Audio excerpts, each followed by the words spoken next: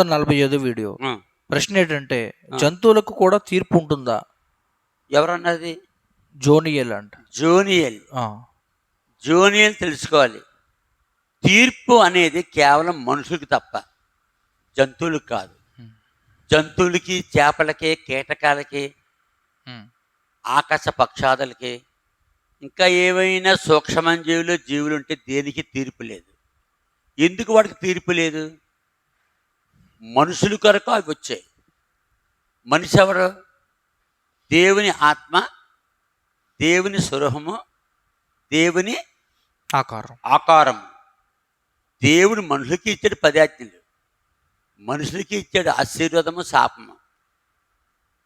అందుకని తీర్పు ఎవరికి?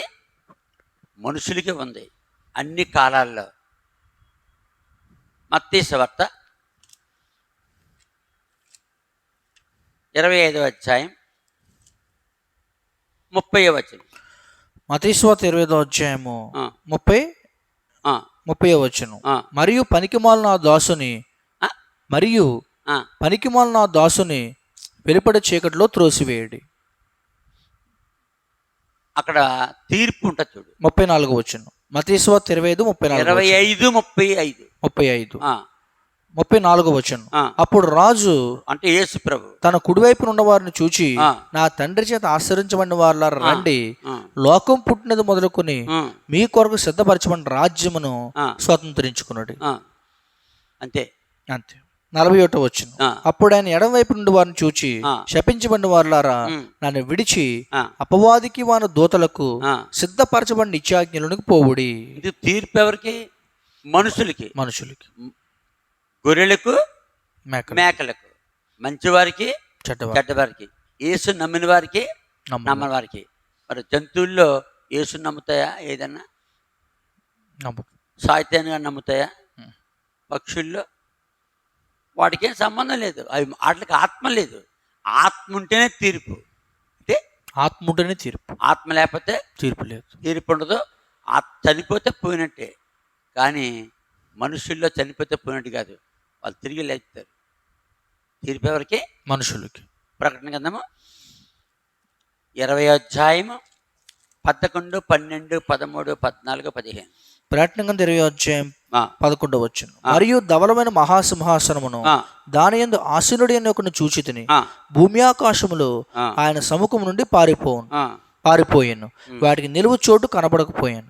మరియు గొప్పవారేమి, కొద్దివారేమి, మృతులైన వారు అందరూ ఆ సింహాసన ఎదుట నిలవబడినట్టు చూచితిని. అప్పుడు గ్రంథములు విప్పబడెను. మనుషులు చనిపోయిన మనుషులు లేపబడారా?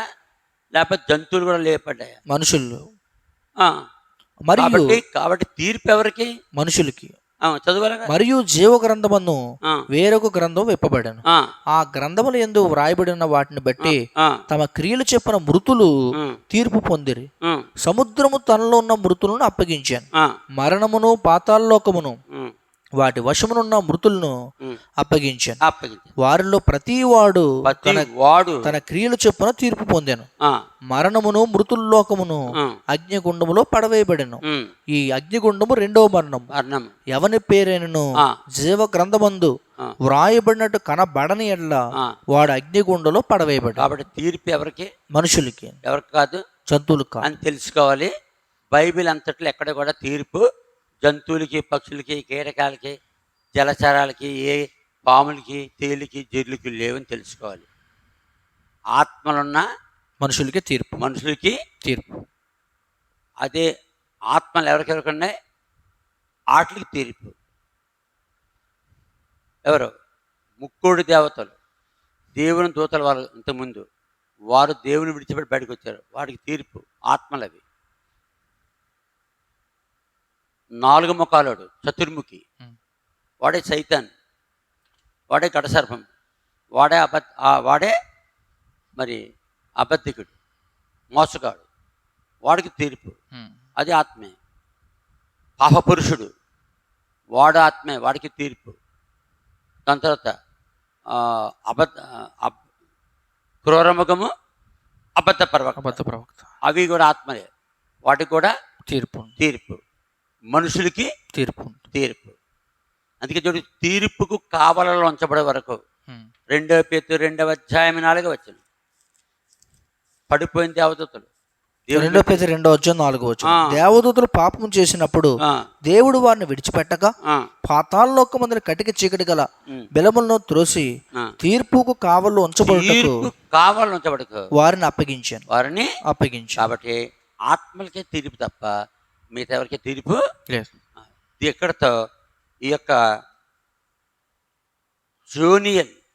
జోనియల్ అనే వ్యక్తి తెలుసుకోవాలి. మనుషులకి తీర్పు తప్ప జంతువులు తీర్పు ఉండదని తెలుసుకోవాలి. చివరిగా 346